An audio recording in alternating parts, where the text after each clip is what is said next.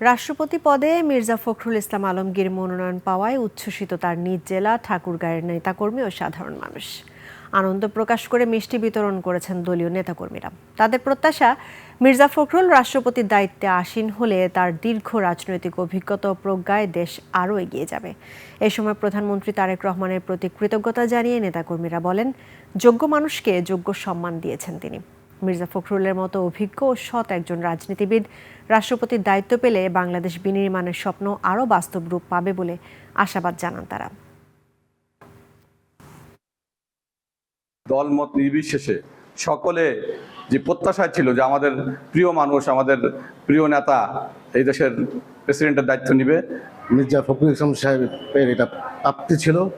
স্বয়ং আল্লাহ তাআলা তাকে তার এই প্রাপ্তির জায়গায় বসিয়েছেন। আলহামদুলিল্লাহ, আমরা অনেক উচ্ছ্বসিত, আমরা খুশি। আমরা ঠাকুরগাঁওবাসী আমাদের এই মাটিতে প্রথম একজন রাষ্ট্রপতি পাচ্ছি ইনশাআল্লাহ।